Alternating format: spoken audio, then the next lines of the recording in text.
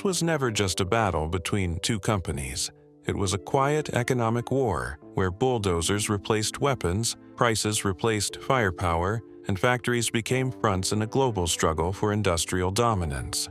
As Japan and America competed for control of the heavy machinery market, decisions made in boardrooms, ministries, and currency negotiations reshaped construction sites and mining pits around the world. The conflict unfolded without headlines or treaties, yet its consequences were permanent. Entire manufacturers vanished, markets hardened, and competition itself was redefined. This is the hidden war that turned machines into leverage and changed how global industry works long after the noise faded. Caterpillar versus Komatsu, the trade war that turned machines into weapons. The confrontation between Caterpillar Incorporated and Komatsu reshaped the global heavy equipment industry into a geopolitical battleground. What began as competition between manufacturers evolved into a prolonged trade conflict where pricing, policy, and production strategy mattered as much as engineering. By the late 20th century, bulldozers and excavators had become instruments of national economic power rather than neutral industrial tools. Komatsu emerged from Japan's post-war industrial system with advantages that alarmed American manufacturers. During the 1960s and 1970s, Japanese policy emphasized export growth, currency stability, and coordinated financing. Komatsu used this environment to refine production efficiency and control costs. When its machines entered global markets, they were priced aggressively enough to challenge Caterpillar's long-held dominance. Caterpillar responded by framing Komatsu's expansion as a threat beyond normal competition. Executives accused Japanese firms of dumping equipment below cost and benefiting from state subsidies. These claims reached Washington, where heavy machinery became entangled with broader trade tensions between the United States and Japan. The dispute was no longer about machines alone, but about industrial survival.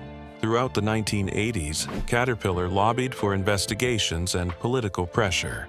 Trade officials examined pricing practices, while public statements portrayed American manufacturing as under siege. Komatsu denied wrongdoing and avoided direct confrontation, instead adjusting strategy. The company expanded manufacturing outside Japan, including facilities in the United States, to reduce exposure to tariffs and political backlash. On the market level, the conflict intensified pricing pressure. Komatsu released machines closely matched to Caterpillar models, often at lower prices. For customers, this created short-term benefits through competitive bids.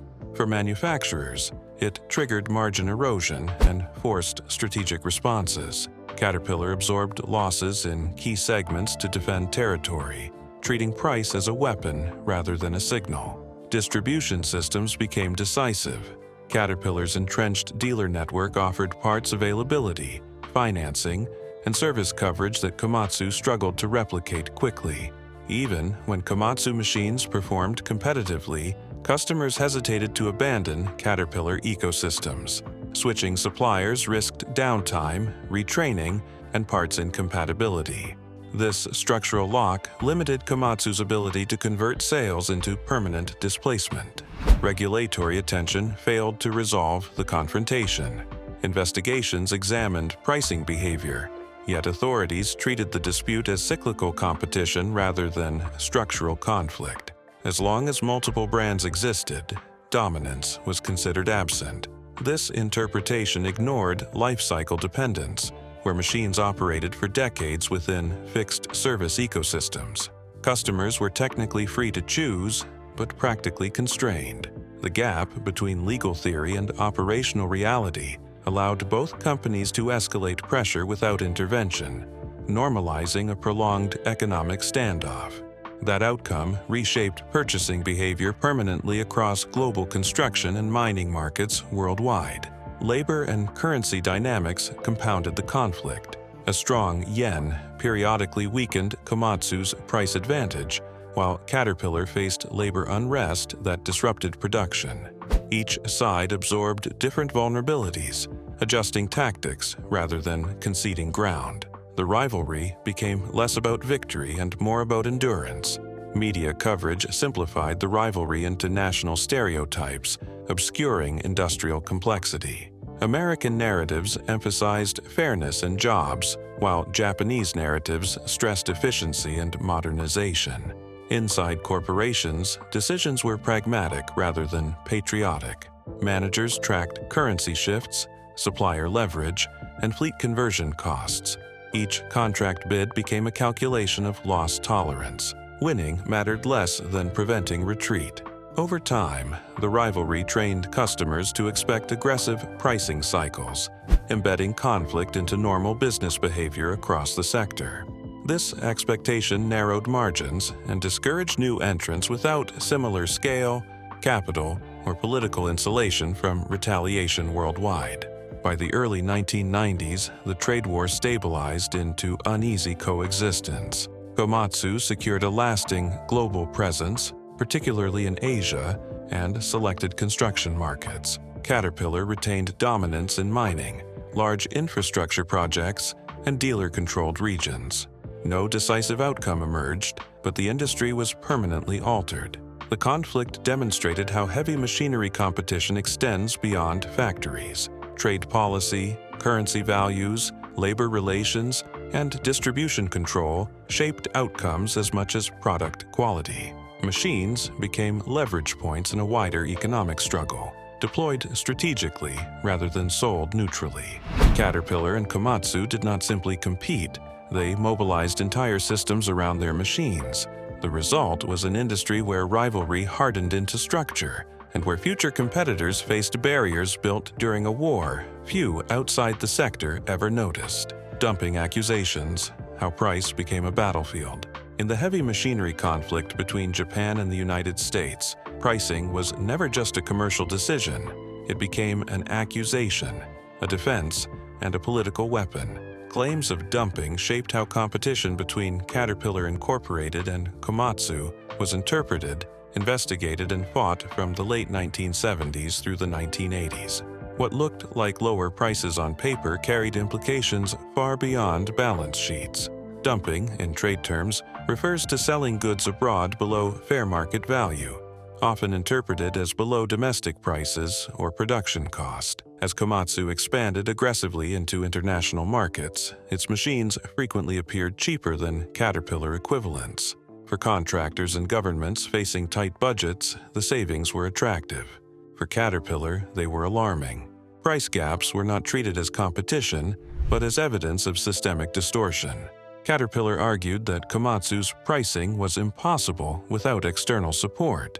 Executives claimed Japanese manufacturers benefited from coordinated industrial policy, preferential financing, and currency conditions that allowed sustained losses overseas. These arguments were amplified during periods when Komatsu accepted thin margins or negative returns to establish market presence. Caterpillar framed this behavior as predatory, designed to force weaker competitors out before raising prices later. The dispute moved quickly into political channels. During the 1980s, dumping complaints were raised with United States trade authorities. Congressional hearings referenced construction equipment alongside automobiles and steel as symbols of unfair Japanese trade practices. Price lists, cost models, and bid histories became evidence in a broader narrative about national economic security rather than isolated transactions. Komatsu rejected the accusations. The company maintained that its pricing reflected manufacturing efficiency, not subsidy. Japanese factories emphasized lean production, defect reduction, and supplier coordination. Komatsu argued that Caterpillar's higher prices were the result of bloated overhead, labor costs, and dealer markups, not fair market benchmarks. From Komatsu's perspective, accusations of dumping were attempts to shield inefficiency behind regulation. Investigations struggled to produce decisive outcomes. Proving dumping required access to detailed cost structures across borders, complicated by currency fluctuations and accounting differences. When the yen strengthened, Komatsu's price advantage narrowed, weakening Caterpillar's claims. When it weakened, accusations intensified again. The cyclical nature of currency markets blurred intent, allowing both sides to claim validation depending on timing. Meanwhile, pricing behavior hardened on the ground. Komatsu continued to bid aggressively on public projects, particularly in developing markets where price outweighed long-term service considerations. Caterpillar responded selectively, undercutting Komatsu in strategic regions while maintaining margins elsewhere. Price became tactical, not uniform. Machines were sold at losses in one market to defend dealer territory, while profits were recovered in captive regions. Customers were drawn into the battlefield. Contractors learned to leverage dumping accusations indirectly, using Komatsu bids to pressure Caterpillar dealers for concessions. Governments weighed diplomatic considerations alongside procurement needs. Equipment purchases became political signals as much as operational choices. In some cases, buying American or Japanese machinery carried symbolic weight beyond performance metrics. Regulators ultimately treated the issue as unresolved competition rather than confirmed abuse. Investigations concluded without sweeping penalties or structural remedies. The absence of a decisive ruling allowed pricing warfare to continue. Both companies adjusted behavior just enough to avoid sanctions while preserving strategic flexibility. The long-term consequence was normalization of price volatility. The industry adapted to cycles of aggressive discounting followed by consolidation. Smaller manufacturers, unable to survive prolonged low-price environments, exited markets or sold assets. Dumping accusations rarely targeted them, but they suffered the fallout regardless. Price ceased to function as a transparent signal of value. Instead, it reflected strategy, pressure, and endurance. Customers no longer assumed lower prices meant efficiency or higher prices meant quality. They interpreted bids as moves in a larger conflict between industrial systems. The dumping controversy never produced a clear verdict, but it changed how competition operated. Pricing became a battlefield where machines were deployed strategically, losses were absorbed deliberately, and accusations substituted for resolution. In that environment, survival depended less on cost alone and more on the ability to sustain pressure without breaking. Japanese industrial policy, state power behind private machines. The rise of Japanese heavy machinery manufacturers in the global market cannot be understood without examining the role of the state. Companies like Komatsu were formerly private, but they operated within an industrial system shaped by government policy, coordination, and protection. This relationship became a central point of conflict during the heavy machinery war between Japan and the United States, where American rivals argued they were not competing with companies alone, but with a national strategy. After the Second World War, Japan rebuilt its economy through deliberate industrial planning. Government agencies guided capital toward priority sectors, including steel, shipbuilding, automobiles, and heavy machinery. Rather than direct ownership, the state provided low-interest financing, export support, and regulatory shelter that allowed firms to scale without immediate market pressure. Heavy equipment manufacturing was treated as strategic infrastructure, essential for national development and export growth. Komatsu benefited directly from this environment. During the 1960s and 1970s, Japanese banks extended long-term credit at favorable rates, allowing manufacturers to invest heavily in modern factories and process optimization. Currency controls and later managed exchange policies reduced volatility, stabilizing export pricing. These conditions lowered risk in ways foreign competitors could not replicate within market-driven systems. The Ministry of International Trade and Industry played a coordinating role. It encouraged firms to avoid destructive domestic competition while focusing outward on export markets. This reduced redundancy and preserved margins at home, enabling aggressive pricing abroad. While Western observers described this as collusion, Japanese policymakers framed it as rational coordination in a resource-constrained economy. American manufacturers viewed these arrangements as structural advantages rather than neutral policy. When Komatsu exported machines at prices that challenged Caterpillar Inc., Caterpillar argued the competition was distorted. From its perspective, Komatsu could accept lower margins because losses were buffered by state-aligned financing and protected domestic sales. The machines were private, but the risk was socialized. Japanese officials rejected this characterization. They argued that efficiency, not subsidy, explained pricing. Japanese factories emphasized continuous improvement, supplier integration, and waste reduction.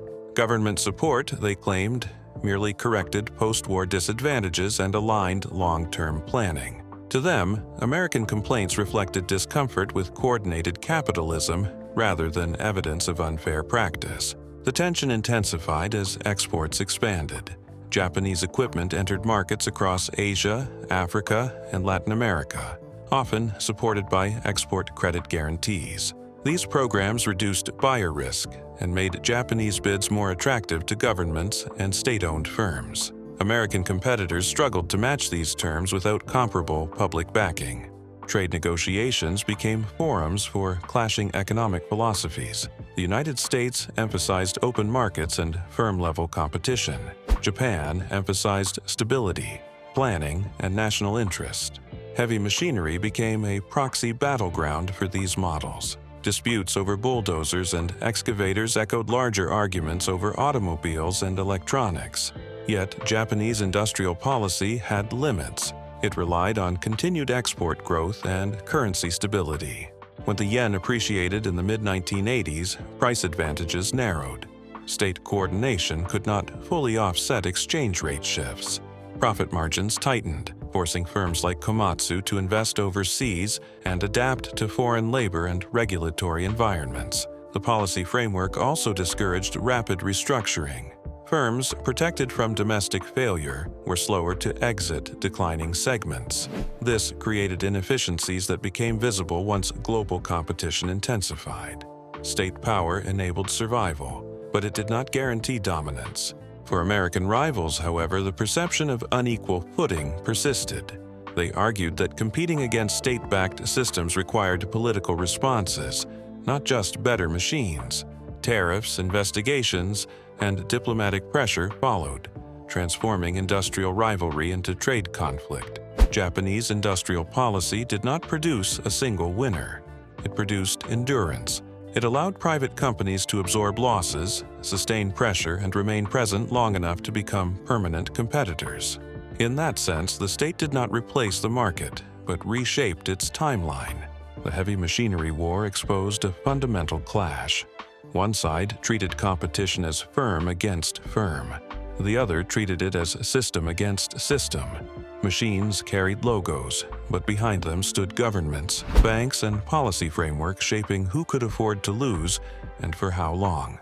American protectionism, tariffs, pressure, and political leverage. As Japanese heavy machinery expanded into global markets, the United States responded not only through corporate competition but through political power. American protectionism became a central front in the heavy machinery war, transforming trade policy into an extension of industrial strategy.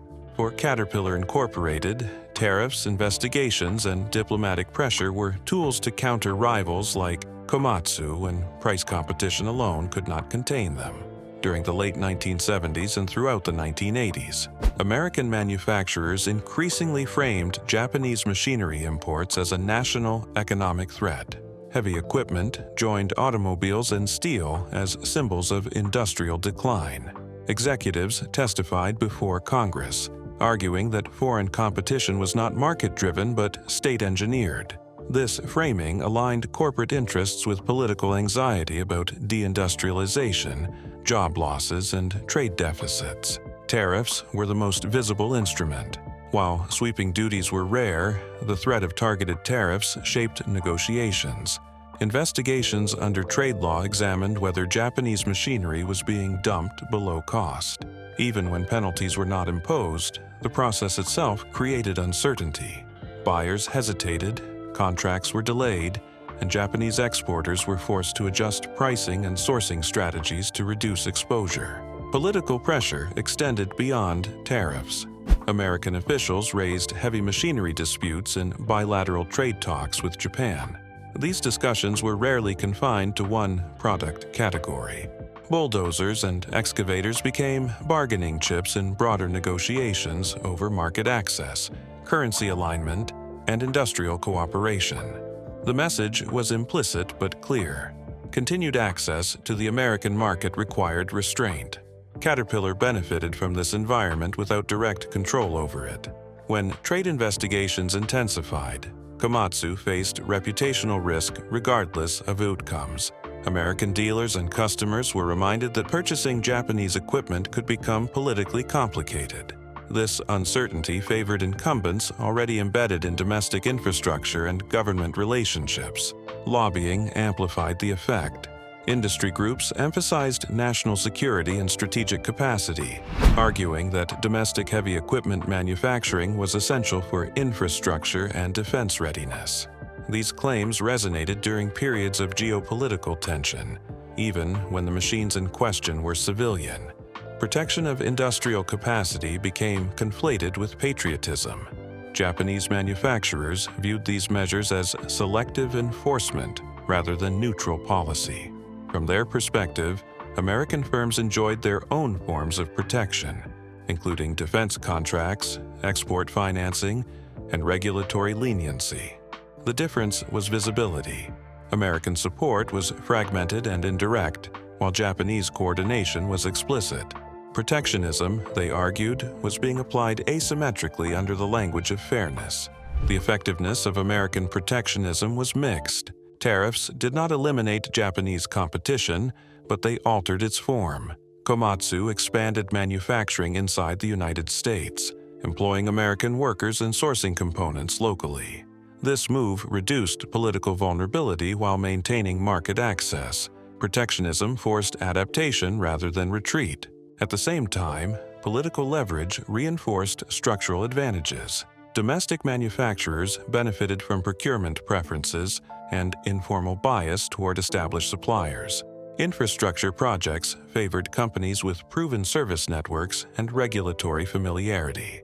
These factors compounded Caterpillar's existing dominance without requiring overt exclusion. Protectionism also discouraged new entrants. Smaller foreign manufacturers lacked the capital to navigate trade uncertainty or establish domestic production quickly. The risk of investigation alone was sufficient to deter expansion. The market narrowed not through bans, but through heightened barriers that favored scale and political insulation. By the early 1990s, American protectionism softened publicly, but remained embedded institutionally. Formal trade disputes declined, yet the lessons endured.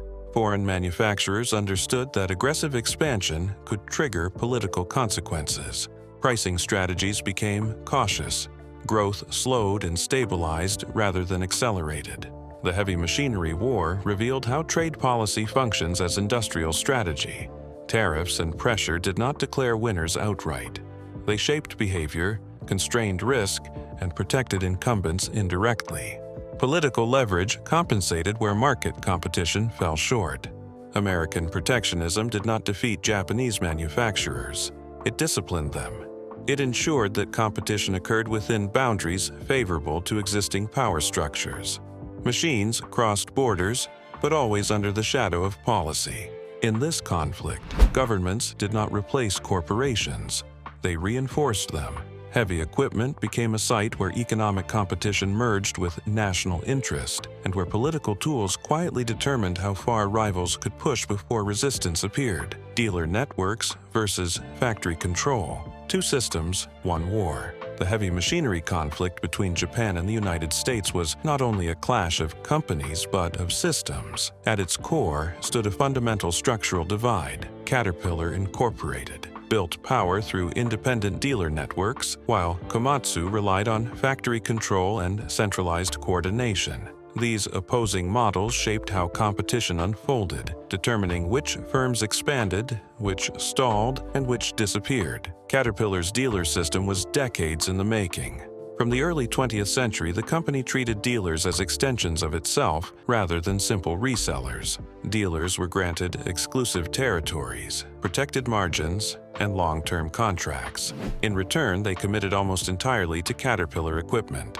Over time, this created a dense service web of parts, depots, mechanics, financing offices, and resale channels embedded directly in local markets. This structure produced resilience. Customers purchasing Caterpillar machines were not just buying equipment, but entering a long-term relationship with guaranteed support. Downtime could be addressed quickly, parts were stocked locally, and financing was bundled into purchases. For large contractors and mines, reliability of service mattered more than marginal price differences. Once a fleet was standardized, switching brands became operationally risky. Komatsu approached the market differently. Rooted in Japanese industrial organization, the company emphasized factory control, vertical coordination, and standardized production.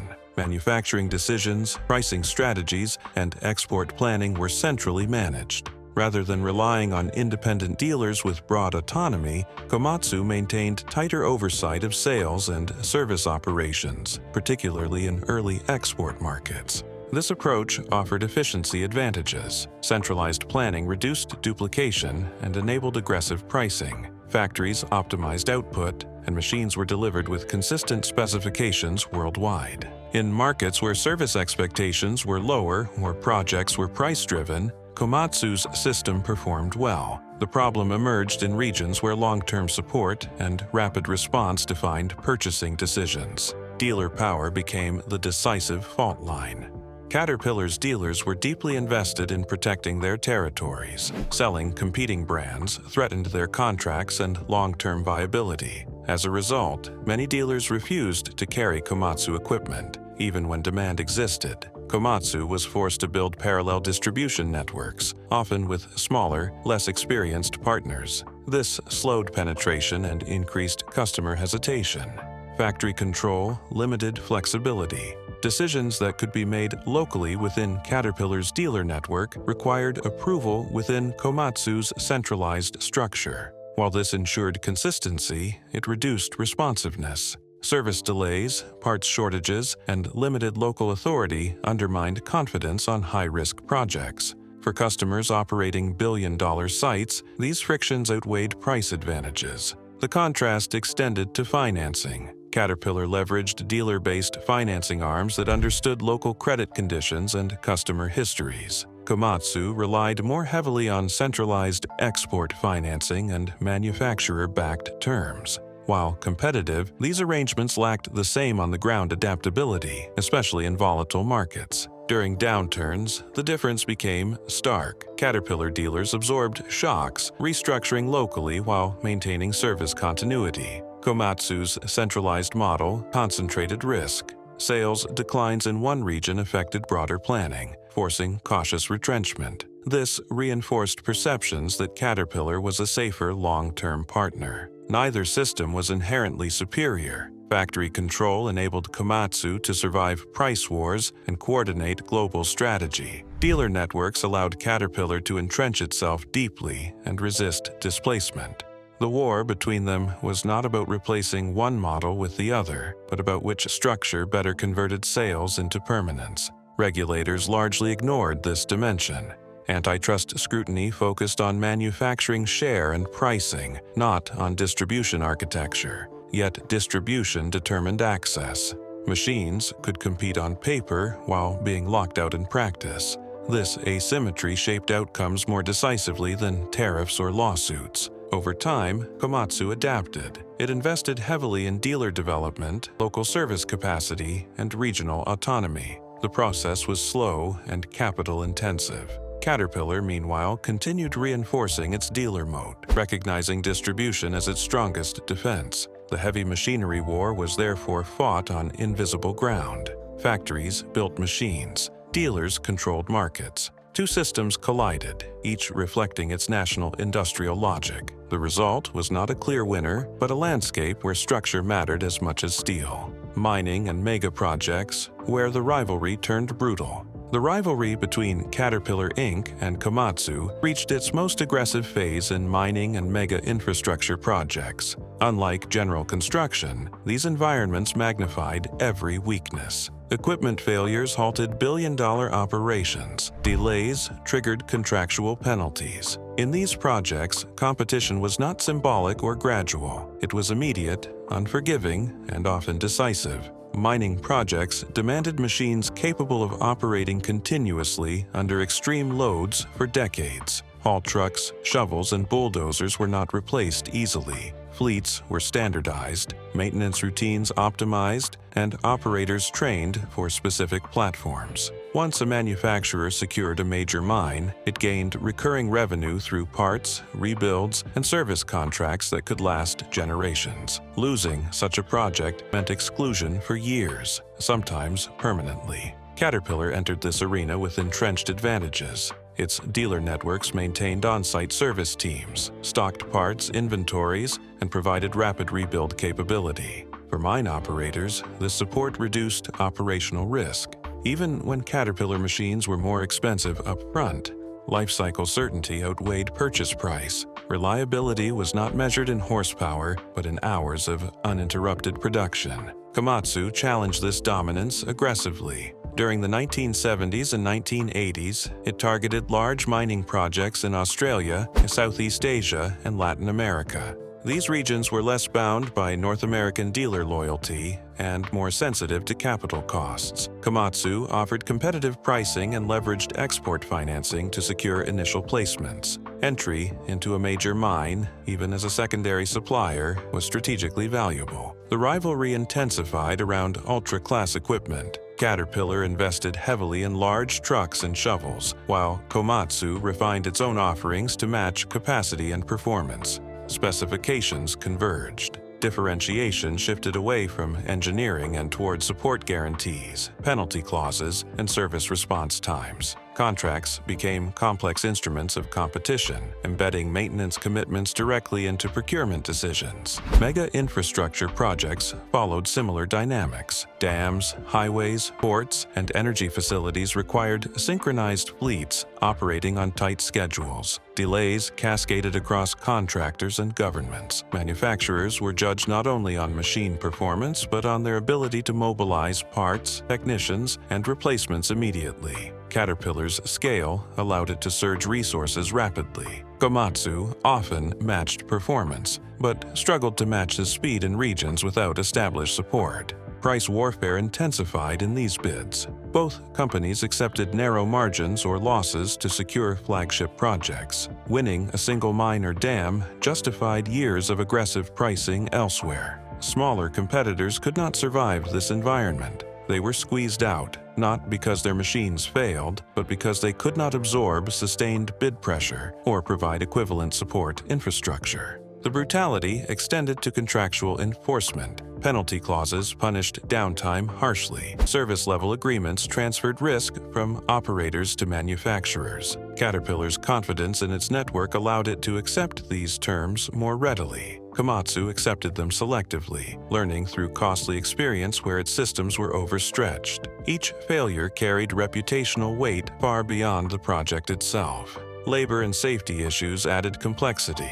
Mining equipment accidents triggered scrutiny, litigation, and regulatory attention. Manufacturers were drawn into investigations, redesigns, and liability negotiations. Firms with deeper legal and compliance resources managed exposure more effectively. This reinforced advantages unrelated to machinery quality. Acquisitions escalated the struggle. Caterpillar's later absorption of mining specialists strengthened its position in mega projects, reducing the number of credible alternatives. Komatsu responded by deepening specialization and partnering with customers on site-specific solutions. The rivalry narrowed into a duel rather than a market. For customers, the outcome was ambivalent. Competition lowered prices initially, but consolidation reduced choice over time. Once a project committed to a manufacturer, exit was costly. Dependence deepened. Negotiating leverage shifted back toward suppliers as alternatives disappeared. Mining and mega projects revealed the true nature of the heavy machinery war.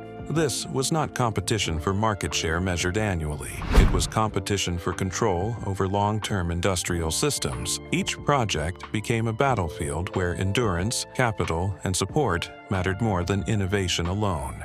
In these environments, rivalry turned brutal because failure was absolute. Machines either worked or they did not. Support either arrived or it did not. There was no middle ground. The companies that survived were not just manufacturers, but system operators capable of sustaining pressure indefinitely. Currency wars and manufacturing shifts. Outsourcing as survival. The heavy machinery rivalry between Japan and the United States was shaped not only by machines, prices, or trade policy, but by currency. Exchange rates quietly altered competitiveness, forced strategic retreats, and drove manufacturing decisions that permanently changed the industry. For companies like Caterpillar Incorporated and Komatsu, currency volatility became an existential pressure, transforming outsourcing from a cost choice into a survival strategy. During the 1970s and early 1980s, Japan's managed currency environment kept exports competitive. A relatively weak yen allowed Japanese manufacturers to price machines aggressively abroad while maintaining margins at home. American manufacturers, operating under a floating dollar, faced sudden price disadvantages unrelated to productivity. Currency shifts, not engineering, determined bid outcomes in global markets. As tensions escalated, currency became politicized. American officials accused Japan of manipulating exchange rates to support exports. Japanese policymakers argued they were stabilizing a fragile post-war economy. The dispute blurred lines between monetary policy and industrial competition. For heavy equipment manufacturers, the consequences were immediate. Profit forecasts fluctuated with currency charts, forcing constant repricing and contract renegotiation. Currency shocks exposed structural vulnerabilities. When the yen appreciated sharply after international agreements, Japanese exporters saw margins collapse. Komatsu faced a stark choice: absorb losses, retreat, or restructure production. The solution was geographic diversification. Manufacturing shifted outward, first through joint ventures and later through wholly owned overseas plants. Komatsu invested in factories in the United States, Europe, and Southeast Asia. This reduced currency exposure by matching costs and revenues in the same currencies.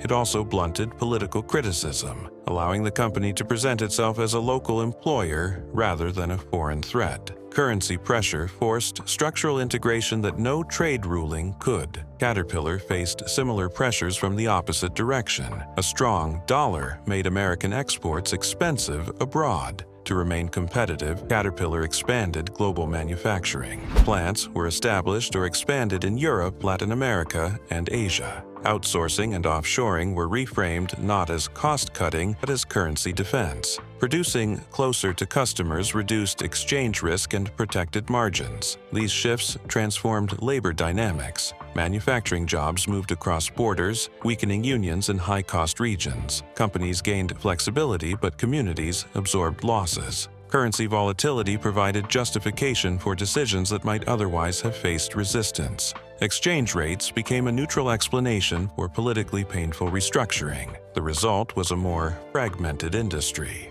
Supply chains stretched across continents. Components were sourced globally, assembled regionally, and sold into markets optimized for currency conditions. This complexity favored scale. Smaller manufacturers lacked the capital to absorb currency shocks or reconfigure production quickly. Many exited or sold themselves, accelerating consolidation. Currency wars did not produce headlines like tariffs or strikes, but their impact was deeper. They dictated where machines were built, who survived, and which regions lost industrial capacity. Outsourcing was not a betrayal of domestic manufacturing, but a response to forces beyond any single firm's control. In the heavy machinery war, currency proved as powerful as steel. Exchange rates reshaped strategy, redrew industrial maps, and ensured that survival depended on adaptability, not loyalty to geography. The factories moved, the machines remained, and the rivalry continued on shifting financial ground.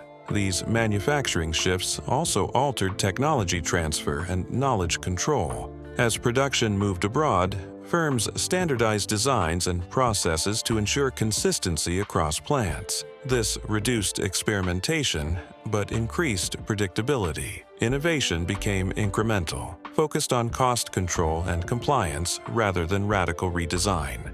Currency exposure rewarded stability over risk, reinforcing conservative engineering choices. Governments struggled to respond. Monetary tools addressed inflation or trade balances, not industrial hollowing. Efforts to reshore production collided with volatile exchange markets. Even subsidies failed to offset long-term currency misalignment. Manufacturers learned that survival required permanent flexibility, not temporary protection. By the late 1990s, outsourcing had become normalized. Currency risk was embedded into corporate planning, not treated as an anomaly. The heavy machinery industry emerged more global, more consolidated, and less tied to any single nation. The currency wars left no monuments, but they quietly decided who could endure prolonged rivalry and who could not. They ensured that future conflicts would be fought through balance sheets, exchange rates, and manufacturing footprints, not declarations or borders, locking competition into a permanent economic contest with no final victory. No clear winner. How the war reshaped global heavy equipment forever. The industrial conflict between Caterpillar Inc. and Komatsu never ended with a decisive victory. There was no collapse, no formal settlement, and no moment when one side clearly defeated the other. Instead, the war reshaped the global heavy equipment industry in ways that permanently altered how competition, manufacturing, and power functioned. The absence of a winner became the outcome itself. Before the rivalry intensified, heavy equipment markets were more fragmented. Regional manufacturers competed alongside global firms, and customers retained bargaining leverage through choice.